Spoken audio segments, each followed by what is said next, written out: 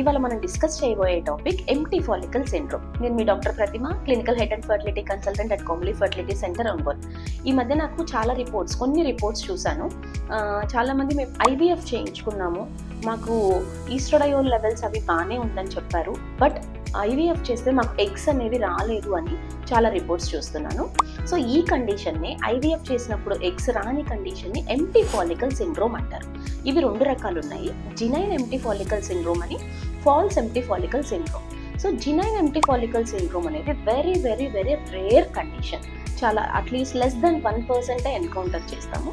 Rest all cases are false empty follicle syndrome. So false empty follicle syndrome అంటే దానికి కారణాలు mainly first ఏంటంటే trigger injection టైంకి ప్రాపర్గా తీసుకోకపోవడం, ట్రిగ్గర్ ఇంజెక్షన్ టైంకి యాంటగోనిస్ట్, లాస్ట్ డోస్ ఆఫ్ యాంటగోనిస్ట్కి ప్రాపర్ టైమింగ్ మెయింటైన్ చేయకపోవడం, and third condition is proper cold chain maintain అవ్వకపోవడం. సో ఈ 3 కండిషన్స్ వల్ల empty follicle syndrome, that is false empty follicle syndrome అనేది ఎన్కౌంటర్ చేస్తాము.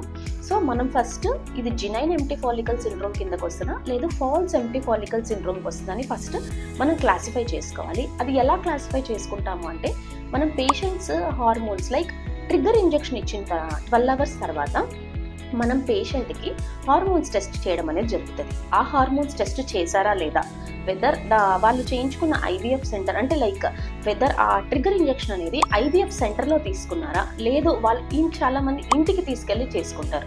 సో అలాంటప్పుడు ఏమవుతుందంటే కోల్డ్ చైన్ అనేది మిస్ అవుతుంది. అలా చేసుకున్నారా, అవన్నీ బేసిక్ కాజ్ నుంచి ఫైండ్ అవుట్ చేస్తే ఈ నెక్స్ట్ టైము ఈ ఫాల్స్ ఎంప్టీ ఫాలికల్ సిండ్రోమ్ అనేది రిపీట్ అవ్వకుండా మనం నివారించవచ్చు. Thank you.